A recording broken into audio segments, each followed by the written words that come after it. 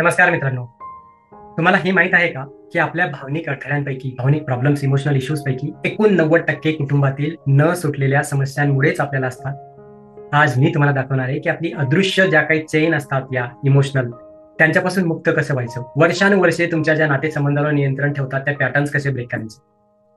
तर पहिले तर मी तुमचं स्वागत करतो की आपल्या ह्या 21 दिवसाच्या जी मालिका आहे त्यात आपण सर्व रिलेशनशिप हील करण्याचा प्रयत्न हील करत आहोत. त्याचा आजचा 13वा दिवस आहे. आणि ही तुमची ऊर्जा मला खूप छान वाटते की तुम्ही रेग्युलरली येतात, प्रॅक्टिस करत आहात, छान कमेंट लिहितात, म्हणून मी खूप आभारी आहे. तर चला सुरू करूया. हार्वर्ड युनिव्हर्सिटी त्यांच्या मेडिकल स्कूलच्या संशोधनानुसार एक आश्चर्यकारक सत्य त्यांनी समोर आणलं की जे लोक होओपोनोपोनो किंवा इतर हिलिंग टेक्निक वापरतात, त्या तंत्रांचा वापर करणाऱ्या लोकांमध्ये 21 दिवसाच्या आत 23% हॉर्मोनमध्ये सुधारणा होते. कालच माझ्या एका क्लायंटने मला सांगितलं की 15 वर्षाचा प्रॉब्लेम, म्हणजे 15 वर्ष ते त्यांच्या कुटुंबातल्या भावकीतल्या लोकांशी बोलत नव्हते, त्यानंतर ते एकत्र आले का, तर हे होओपोनोपोनो EFT वापरून खूप बरं वाटतं.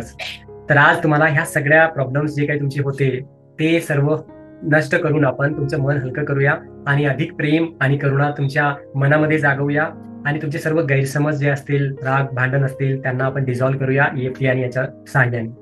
तुमची जी कौटुंबिक गतिशीलता आहे ती आता बदलण्यासाठी जर तुम्ही रेडी असाल, स्वतःला आणि नात्यांना हील करायला रेडी असाल, तर गेट रेडी. चला आपण सुरुवातीला होओपोनोपोनो करूया. होओपोनोपोनो तुम्हाला माहिती आहे की आपल्याला डोळे बंद करून आपण इमॅजिन करतो. So just close your eyes आणि इमॅजिन तुमचे नातेवाईक, तुमचे रिलेटिव्ह, त्यांच्यासोबत दीर्घ श्वास घ्या आणि त्यांचे फेसेस, त्यांचे चेहरे डोळ्यासमोर इमॅजिन करा. त्यांची उपस्थिती जाणून घ्या. जर समजा निगेटिव्ह काही भावना आल्या, चीड वगैरे, तर काही जरी येत असलं तरी येऊ द्या. It's okay. आता आपण ते हील करणार आहोत. But just imagine. I hope की सर्वांनी डोळे बंद केले. आता चला सुरू करू. नमस्कार मित्रांनो. तुम्हाला हे माहित आहे का की आपल्या भावनिक सर्वात आधी तर जिम्मेदारी घ्या. आपल्या नात्यामध्ये जे काही चाललं आहे, जे काही गैरसमज आहे, मिसअंडरस्टँडिंग आहे, त्याला मी जबाबदारी घेतो की कळत न कळतपणे जे काही आपण अबोला धरला किंवा जो काही राग मनात धरला, त्या सर्वांसाठी मी जबाबदार आहे. मी 100% जबाबदारी घेतो या नात्याची आणि या नात्यात आता सध्या जी काही परिस्थिती आहे त्याची. मी मान्य करतो की मी कधी कधी नातेवाईकांना ते जसे आहेत तसे स्वीकारण्याऐवजी मला जसं हवंय तसं मी अपेक्षा केली. आणि मी समजतो की माझ्या स्वतःच्या भीती आणि असुरक्षिततेमुळे मी जे काही गैरसमज होते त्यांना हातभार लावला. म्हणून आपण आता माफी मागूया आणि हे हील करूया. प्रिय नातेवाईकांनो, मला माफ करा. माझ्या वेदनेमुळे तुमच्यासाठी जे काही मी हृदय बंद केलं किंवा तुमचा राग धरून ठेवला, अहंकारामुळे मी कधी या व्यक्त नाही केल्या, या गोष्टीसाठी मी दिलगिरी व्यक्त करतोय. मला माफ करा की तुमचा दृष्टिकोन, तुमचे संघर्ष, तुमचे लाईफचे प्रॉब्लेम ही मी समजून घेतले नाही, पण मला हवं तेच मी मिळवण्याचा प्रयत्न केला आणि तुम्हाला समजून न घेतल्याबद्दल सुद्धा मी दिलगिरी व्यक्त करत आहे. जे काही मी रागात बोललो असेल, तुमच्याशी जे काही चुकीचं वागलो असेल, जे काही केलं असेल, तुम्हाला जे काही दुखावलं असेल, त्यासाठी सुद्धा मी माफी मागतोय. तुमची कदर न केल्याबद्दल माफ करा. तुमची माझ्या आयुष्यातील उपस्थिती ही मी गृहीत धरली, त्यासाठी सुद्धा मला माफ करा. जर मी तुम्हाला कुठल्याही प्रकारे दुखावलं असेल, शब्दामुळे किंवा कृतीमुळे, त्यासाठी मला माफ करा. माझ्या प्रिय नातेवाईकांनो, प्रेमळ असण्यापेक्षा मी योग्य, म्हणजे मी तुम्हाला जाणतेपणी जे काही अनकॉन्शियसली तुम्हाला त्रास दिला असेल किंवा दुखवलं असेल, त्याच्यासाठी पण मला तुम्ही माफ करा.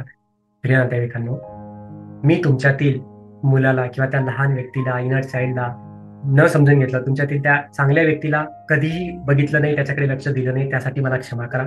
तुमच्यातला चांगुलपणा इन शॉर्ट मी बघितला नाही, म्हणून माफ करा. आपल्या कौटुंबिक नात्यावर जी काही सावट आलं माझ्यामुळे, त्यासाठी क्षमा करा. जो दुरावा निर्माण झाला त्याच्यासाठी क्षमा करा. आणि हे नाते अजून सुधारू शकलो असतो, पण मी प्रयत्न केले नाही, त्यासाठी माफ करा. हे मनात धरून ठेवलं म्हणून माफ करा. प्रिय नातेवाईकांनो, मी आभारी आहे. आता मला तुमचा धन्यवाद द्यायचा आहे की तुमच्या अशा वागल्यामुळे कुठंतरी मला हे रिअलाइज झालं की मी पण चुकीचा असू शकतो. आणि पहिल्यांदा हे रिअलाइज झालं म्हणून धन्यवाद. ही जे काही हिलिंग आपण करतोय त्याच्यासाठी धन्यवाद. की आता आणि तुम्ही मला दिलेल्या लहानपणीचे जे सण सुदीच्या आठवणी आहेत, चांगले जॉयचे मोमेंट आहेत, एन्जॉयमेंट आहे, ट्रिप्स आहेत, चांगले संवाद आहेत, हे सर्व तुमच्यामुळे माझे काही मिळालं, त्या प्रत्येक गोष्टीसाठी मी तुमचा खूप खूप आभारी आहे. मी तुम्हाला धन्यवाद देतो आणि थँक्यू व्हेरी मच की तुम्ही माझ्या लाईफमध्ये आलात, मला ह्या गोष्टी शिकवल्यात. तुम्ही चांगले वागा किंवा वाईट वागा, हे मला शिकवणुकीसाठी होतं. तुमचा प्रवास, तुमचं जो काही स्ट्रगल आहे हे मी बघितलं नाही आणि आता ते मला कळून चुकते की प्रत्येक जण आपल्या आयुष्यात त्या स्ट्रगलने जात असतो. या रिअलायझेशनसाठी धन्यवाद आणि माझ्या सर्व चुकांसाठी मी माफी मागतो. I am sorry. Please forgive me. Thank you and I love you. जे काही वागलो बोललो असेल चुकीचं, त्याच्यासाठी सॉरी. माझ्या आयुष्यात येऊन तुम्ही मला जे काही शिकवण दिली, जे काही तुम्ही मला इनडायरेक्टली डायरेक्टली ज्या गोष्टी शिकवल्या तुमच्या वागण्यातून, बोलण्यातून, त्यासाठी धन्यवाद. कारण त्यामुळे ते माझ्या ग्रोथसाठी गरजेचं होतं, माझ्या इम्प्रुव्हमेंटसाठी गरजेचं होतं. म्हणून प्रत्येक गोष्टीसाठी धन्यवाद. मला माफ करा. I am really sorry. Please forgive me आणि thank you for everything. I love you for everything the way you are. मी पूर्णपणे माफ करतो तुम्हाला. Take a deep breath. Okay. जे काही पिढ्यानपिढ्यांच्या चुका, गैरसमजुती, भांडण, वाद, अबोला होता तो या क्षणापासून रिलीज करा. त्याची जबाबदारी घ्या आणि रिलीज करा. त्यांच्यासाठी नाही, स्वतःसाठी. तुम्ही माफ केलं की तुमच्यामध्ये बदल घडेल आणि ऑटोमॅटिक त्यांच्यातही ते वागणुकीत बदल दिसून येईल. ओके. या ओफोनोफोनोला तुम्ही अनेक वेळा रिपीट करायचा आहे. आता आपण EFT करूया. ओके. तर तुमचे भावनिक अडथळे जे आहेत ते टॅपिंगने आपण घालवूया. आणि त्यासाठी तुम्हाला माहिती आहे की जे काही आता मी म्हणेल ते माझ्या मागे तुम्ही रिपीट करायचं आहे आणि मनापासून म्हणायचं आहे. ओके. जरी माझ्या नातेवाईकांबद्दल माझ्या मनामध्ये अनेक राग, संताप, चिडचिड ह्या भावना आहेत, तरी मी स्वतःला आहे तसा स्वीकार करतोय, स्वतःवर प्रेम करतोय. जरी मी आजपर्यंत माझ्या नातेवाईकांना कायम चुकीचं समजत आलो, त्यांची वागणूक, त्यांचं सर्व काही चुकीचं समजत आलो आणि म्हणून मनामध्ये कायम कंप्लेंट ठेवल्या, ब्लेम ठेवला, त्यांना दोष देत आलो, तरी स्वतःला आहे तसं स्वीकार करते, स्वतःवर प्रेम करते. जरी नातेवाईकांच्या बाबतीत माझी कायम निगेटिव्ह भावना राहिली, तसेच वागणूक राहिली, तरी मी स्वतःला आहे तसा स्वीकार करते, स्वतःवर प्रेम करते. या क्षणापासून मी माझ्या प्रत्येक नातेवाईकाला आणि सर्वांना सर्व गोष्टीसाठी क्षमा करते, मनापासून माफ करते. मी स्वतःला पण माफ करतो आणि त्यांना पण माफ करते. आमच्यामध्ये घडलेल्या प्रत्येक गोष्टीसाठी, सर्व घटनेसाठी, सर्व मेमरीजसाठी, सर्व गोष्टींसाठी माफ करतोय मनापासून. त्यांना पण स्वतःला पण माफ करतोय. ठीक आहे. Deep breath. चला. नातेवाईकांबद्दलचा सर्व प्रकारचा राग रिलीज, नातेवाईकांबद्दलचं इरिटेशन आणि एन्झायटी रिलीज, नातेवाईकांबद्दलचा अबोला, संघर्ष, दुरावा रिलीज, नातेवाईकांबद्दलची चिडचिड, संताप जो काही होता तो सर्व रिलीज, नातेवाईकांबद्दलची जी काही लाज किंवा गिल्ट, पश्चाताप जो काही होता तो सर्व रिलीज, नातेवाईकांबद्दलच्या ज्या काही निगेटिव्ह भावना होत्या, त्यांना जे काही कंप्लेंट करायचो, ब्लेम करायचो, ते सर्व रिलीज. नातेवाईकांबद्दलचे माझे सर्व गैरसमज मी आता रिलीज करतोय. नातेवाईकांबद्दलचा सर्व प्रकारचा राग मी रिलीज करतोय. नातेवाईकांबद्दलच्या सर्व मेमरीज, भावना ज्या काही होत्या, निगेटिव्हिटी, ती सर्व रिलीज करतोय. नातेवाईकांविषयीचे जे काही निगेटिव्ह थॉट, नकारात्मक विचार माझ्या मनात होते, ते सर्व मी आता या क्षणी रिलीज करतोय. नातेवाईकांविषयी जे काही चुकीचं वागणं, बोलणं मी केलं भूतकाळामध्ये, ते सर्व रिलीज करतोय. नातेवाईकांविषयीचे जे काही इमोशनल पॅटर्न लहानपणापासून माझ्यामध्ये आहे, की हा असाच आहे, तो तसाच आहे वगैरे, हे जे काही असेल ते सर्व मेमरीज, ते पॅटर्न या क्षणापासून मी रिलीज करतोय. नातेवाईकांविषयीचे जे काही बिलीफ्स आहेत, की ही व्यक्ती अशी, ती व्यक्ती तशी, हे लोक असे कायम असेच वागतात, लोक तसेच आहेत, असेच आहेत, हे जे काही आहे ना, हे सर्व निगेटिव्ह, नकारात्मक बिलीफ मी या क्षणापासून रिलीज करतोय. आणि जी काही निगेटिव्हिटी मी कुठल्याही नातेवाईकांविषयी माझ्या मनात आतापर्यंत ठेवत होतो, ती सर्व निगेटिव्हिटी मी आयुष्यभराची सर्व आता रिलीज करतोय. जे काही उरले सोडलेला राग, संताप आणि नकारात्मकता असेल माझ्या कुठल्याही नातेवाईकांविषयी, ती सर्व या क्षणापासून रिलीज, सर्व काही release. Take a deep breath. सर्वांना मनापासून माफ करा आणि पुढे चला. Okay. Let's do the subconscious programming. एक शक्तिशाली आणि पॉवरफुल ऍक्टिव्हिटी मी तुम्हाला देतो, त्याला आपण आरशाची एक्सरसाइज म्हणूया. तुम्हाला सर्वात जास्त त्रास देणाऱ्या एखाद्या नातेवाईकाचा विचार करा आणि आता हे प्रामाणिकपणे वाक्य पूर्ण करा की त्या व्यक्तीबद्दल, म्हणजे त्यांच्याबद्दल मला जे आवडत नाही ते लिहून काढा, विचार करा. खूप मोठं सत्य आहे, कारण इतरांमध्ये जी गोष्ट आपल्याला त्रास देते ती कदाचित आपल्यामध्ये पण असते. शोधा. कोणीही तुमच्यात जी भावना नाहीये ती तुम्हाला फील करू शकत नाही.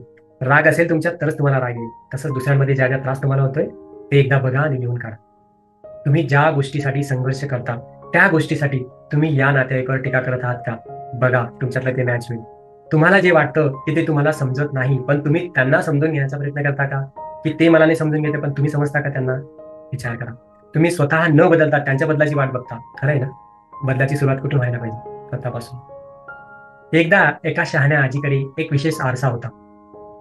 कुणी कुटुंबातली व्यक्ती त्यांना कंप्लेंट करायला गेली, ते आजी म्हणायची, ठीक आहे, जा त्या पेटीमध्ये ठेवली, ती व्यक्ती तुझ्या आयुष्यात सगळ्यात मोठा प्रॉब्लेम क्रिएट करते. जो काही तुला त्रास आहे, राग आहे वगैरे, जा त्या व्यक्तीत एकदा तुला दिसेल, जा तू बघ तिथं, तुला सत्य दिसेल.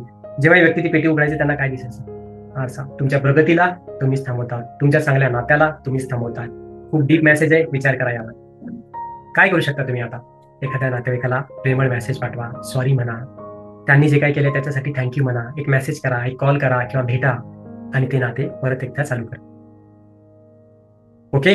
धीरे धीरे या स्टेप्स घ्या आणि बघा काय तुमच्या आयुष्यात बदल घडतील, कारण हे उपचाराच्या दिशेने ठेवलेले खूप मोठे पाऊल असणार तुमच्या साह्याने. Okay. And thank you very much. आता मला तुम्हाला एक गोष्ट सांगायची आहे की आधी तुम्ही कमेंटमध्ये जावा आणि तिथं लिहा की तुम्ही आजपासून तुमच्या नातेवाईकांशी, नाते रिलेटिव्ह तुमचे जे आहेत त्यांच्याशी इम्प्रूव्ह करण्यासाठी, नातेसंबंध चांगले सुधारण्यासाठी काय करणार आहात. कमेंटमध्ये लिहा. तुम्हाला ह्या हिलिंग नंतर काय अनुभव आला हे कमेंटमध्ये लिहा. आणि तुम्ही माझ्या वेबसाईटला व्हिजिट करू शकता. तिथं तुमच्यासाठी ई बुक्स आहेत, अनेक फ्री गोष्टी आहेत. नक्की जावा तिथं, त्याचे फायदे घ्या, त्याच्यासोबत प्रॅक्टिस करा. आणि या व्यतिरिक्त तुम्ही माझ्या युट्यूब चॅनलला जर व्हिजिट दिली तर तुम्हाला तिथं अनेक कोर्सेस, पॉडकास्ट, फ्री हिलिंगचे व्हिडिओ, अनेक चॅलेंजेस आहेत तिथं. सर्व बाबतीतले जाऊन त्याच्यासोबत प्रॅक्टिस करा, फायदा घ्या. ऑडिओ बुक्स आहेत की ज्यावर खूप छान लोकांना रिस्पॉन्स मिळतोय, तर ते नक्की प्रॅक्टिस करा आणि आत्मसात करा, शिका आणि आयुष्यात अप्लाय करा. उद्या आपण तुमच्या मित्रासोबतचे नातेसंबंध, सर्व मित्रांसोबतचे नातेसंबंध हील करणार आहोत. खूप महत्वाचा विषय आहे, तर नक्की या. आणि माझी कम्युनिटी तुम्ही जॉईन करू शकता, कारण माझ्या कम्युनिटीमध्ये मी फ्रीमध्ये हिलिंग देत असतो. रोज रात्री 8 वाजता सबकॉन्शियस प्रोग्रामिंग त्यांची करून देत असतो. तुम्ही येऊन तो एक जादुई अनुभव नक्की घेऊ शकता. ते फ्री आहे. माझी व्हॉट्सअप कम्युनिटी जॉईन करायला कमेंटमध्ये किंवा डिस्क्रिप्शनमध्ये तुम्हाला लिंक भेटून जाईल. तिथून जॉईन करा, चॅनलला सबस्क्राईब नक्की करा आणि शेअर करा. ज्या नातेवाईकांचा तुम्हाला त्रास होतो त्या लोकांना हे व्हिडिओ शेअर करा, जेणेकरून तेही बदलतील, तुम्हीही बदलाल आणि संबंध तुमचे चांगले होतील. ओके, तुमचे पिढ्यानपिढ्याचे संबंध असो, कुठलाही त्रास असो, काही तुमचे राग, दुरावा, अबोला असो, या पद्धतीने आपण हील करणार आहोत या ऍक्टिव्हिटीजने. तर हा तुम्ही पण करा आणि त्यांना पण पाठवा, शेअर करा. थँक्यू व्हेरी मच तुम्हा सर्वांचं, की ज्या पद्धतीने तुम्ही प्रेम देतात माझ्या व्हिडिओला, जे व्ह्यूज मिळत आहेत, कमेंट्स येत आहेत छान छान, त्याच्यासाठी मी आभारी आहे. माझ्या कम्युनिटीत जॉईन करून लोक खूप प्रॅक्टिस करत आहेत, चांगले त्यांना रिझल्ट भेटत आहेत. त्यांचे रिझल्ट बघून मला खूप आनंद होत आहे.